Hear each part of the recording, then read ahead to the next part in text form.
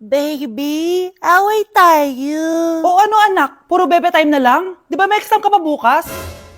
Opo, Nay. Try mo kaya mag-review para di ka puro bagsak. Diyos ko. Sige, Nay. Challenge accepted. Makaka-perfect ako sa exam bukas. Sino nagsabing hindi ko kaya mag-review? Baka Scarlett to. Ba't tumatawag na to? Oh, bakit, Bes? Nag-review ako. Te, may bago akong chika. Importante ba yan? Importante. So, eto na nga. Go, te! Spill the tea! Ano nangyari? 1 hour later. O siya, sige na, te. Magre-review na talaga ako. Storbo. Saan na ba ako? X, Y... Hala, break na sila. Ano nangyari? 1 hour later. Mag-review na nga ako.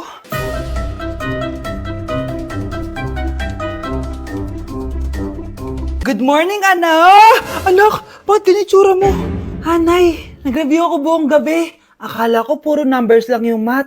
Bakit may X and Y? Di bale, anak, gamitin mo tong Radiance Glow Pure Blossom Elixirs ng YOU. Meron tong toner essence at illuminating serum. Ano naman yan, Nay? Ano to? Nakaka-bright, prepare, at protekto ng skin. At di lang yun anak, nakaka-reduce to ng oiliness at ng skin texture. Suitable to for all skin types, kaya gamitin mo to para fresh ka bago ka mag-exam. Ay, ang fresh nga! Glass skin, no? Super lightweight at super dali lang pala i-apply nito, Nay. Go na anak, islay mo na yung exam mo. Good morning, class. Ready na ba kayo mag-exam? Sure nang makaka-perfect ako kasi nag-review ako. First question. Kung 5 ang kinain na pizza ni Maria at 2 ang sapatos ni Cardo, gaano kalayo ang Earth sa black hole?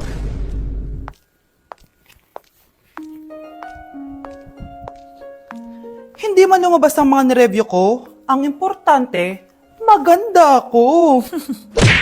Ikinalulungkot ko pero hindi na siya makakita. Masyado nang malala ang damage sa mata niya. Mahal, hindi tayo susuko ha? Gagaling ka. Mahal, huwag ka na magpa-stress. Ginawa naman natin lahat, di ba? Mahal, magpahinga ka muna dito, ha? Maluto lang ako ng pagkain. Hi, Ramon. Rosa, bakit nandito ka? Balita ako, wala nang pag-asang makakita yung asawa mo. Ibig sabihin, magagawa na natin lahat ng gusto natin. Shh! Huwag kang maingay. Masisira plano natin. Sinasabi ko na nga ba, may pinaplano kay ni Rosa. Mahal, kain ka na nito paborito mo. At talagang hinahayaan mo lang dito si Rosa, ha? Ano ba?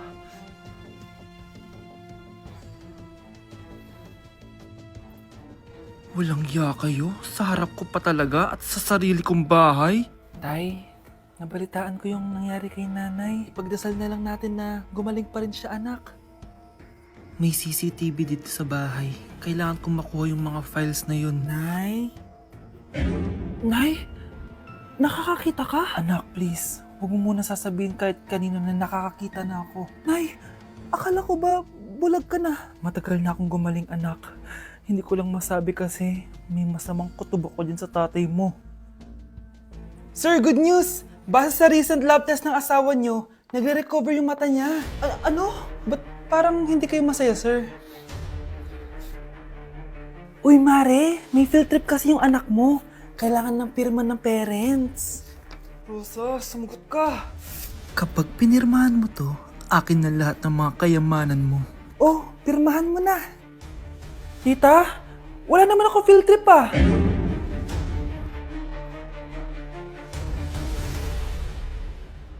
Death certificate? Hindi naman patay si tatay ah. Anak, alam kong nasa kwarto ka ng tatay mo. Si nanay. Anak! Anay, tawag niyo po ba ako? Wala. Kala ko nasa loob ka eh. Sige nay, gagawan ko na po ng pagkain si tatay. Kailangan kong malaman ng totoo. Sorry nay, kailangan kong gawin to sa'yo. Anay, eto na po pala yung pagkain ni tatay. Ginawan din po pala kita. Buti naman naisip mo pa ako. Thank you anak ha. Welcome nay. Mahal, kain na tayo. Gumana yung plano ko. Kailangan ko na humingi ng tulong. Ang galing mo din, Scarlett, no? Pero mas magaling ako. Nay, hindi ka nahimatay. Anong akala mo sa akin? Tanga? Inamoy ko yung pagkain na binigay mo sa akin. At kaamoy niya yung lason na nilalagay ko sa pagkain ng tatay mo. Ang sama mo, Nay! Well, kailangan ko ang pera ng tatay mo. Inasawa ko lang naman yan kasi mayaman siya. Ipapakulong kita sa ginawa mo kay tatay. Sa tingin mo, maniniwala sa'yo ang mga pulis? May CCTV tayo sa bahay.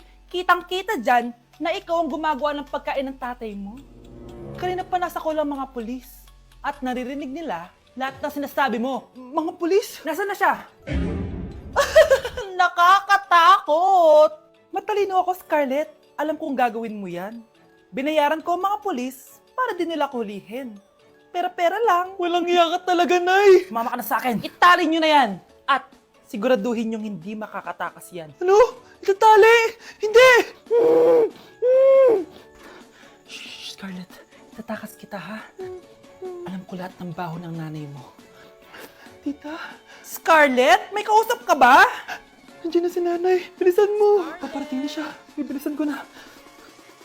Hala, na paano siya? Be, anong iniiyak-iyak mo dyan? Nagre-relapse ako, be. Nakita ko kasi yung mga favorite song namin sa Spotify rap results ko.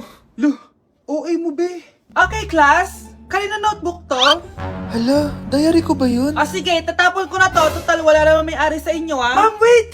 Diary ko po yan. Oh, Scarlett. Pwede mo bang basahin sa buong klase kung anong laman ng diary mo? Babasahin? Ma'am, nakakahiya. Go, Bes! O, ganito, Scarlett. Pag binasa mo yan, may plus points ka sa akin. Sige na nga, para sa plus points. Dear Diary, Niligawan ako ng crush ko. Para ako nasa movie at kami yung bida. Siri plays Snow on the Beach. Yee! ang harot ha? Ah, kaya pala may Taylor Swift ka sa Spotify rap mo ah. Ano ba? Ito na nga, next na. Dear Diary, nagselo siya sa boy best friend ko. Gusto niya na makipaghiwalay sa akin. Hindi ko kayang mawala siya. I will die for you. OMG! Hula ko. Nasa Spotify rap pa si The Weeknd, no? Eto na nga, medyo masakit to. Dear Diary, balita ko, may bago na siyang girlfriend. At yung best friend ko pa yung bago niya. Paano nila nagawa sa akin to? Parehas silang traitor. Hala, okay lang yan, bes. Kaya, ayun, nasa top song ko yung Kill Bill ni SZA. Magre-relapse na yan! Tumigil nga kayo! Oh, class! Tumigil na!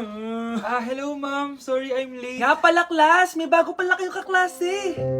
Dear Diary, eto na ba yung binigay ng universe para sa akin? Hi, classmates! My name is Jake. Ang pogi ng pangalan tapos ang tangkad niya pa. Siya na talaga yung para sa At akin. sa mga nagtatanong, may jowa na po ako.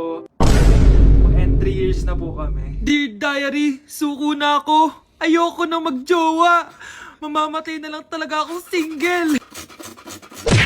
Update sa nawala kong passport. 9 o'clock na ng umaga at literal na wala akong tulog sa kaka-overthink ko. So pupuntahan ko na yung store kung saan ko naiwan yung passport ko. Lord, sana nandun pa. Nag-search ako tapos 10 a.m. daw sila nagbubukas. So pupunta na tayo doon bago sila magbukas. So naglalakad lang ako papunta sa subway. Nandito na ako sa subway, guys, and kinakabahan na ako. Hindi ko talaga alam gagawin ko pag wala talaga doon. No, hindi pwede. Makakapag-Japan kami. Kasi sayang yung mga binayad ko, be.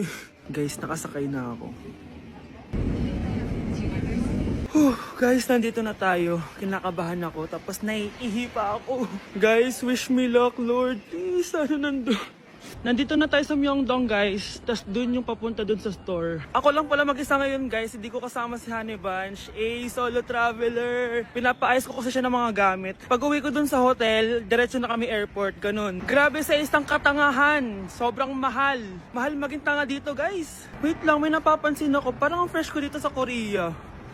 Yung glass skin, no? Ito yung store, yung tier-tier. Diyan ko nawala yung passport ko. Lo, tinitignan ako na ito, oh. Guys, may mga staff na. Try ko magtanong if may nakita silang passport. Sana pansinin ako. Hello? Deadma challenge sila, guys. I left my passport yesterday here. Yes. Can you please check? Guys, ano nandito? Kinakabahan na ako. Lord, please. Magkakabait na ako, please. Hala, guys. Hala, ano tong hawak ko? Passport ko yata to. Yes, makakapag-Japan tayo, guys. Over naman, no? Hindi na siya nag-overthink. Iniisip ko ngayon, pupunta tayo ng Japan. Guys, nasa airport na kami. Tuloy na kami sa Japan! Bye, Korea! Ano masasabi mo? Alis na tayo ng Korea. Babalik pa ba tayo dito? Yes, at sana next time hindi mo na makakalimutan yung passport.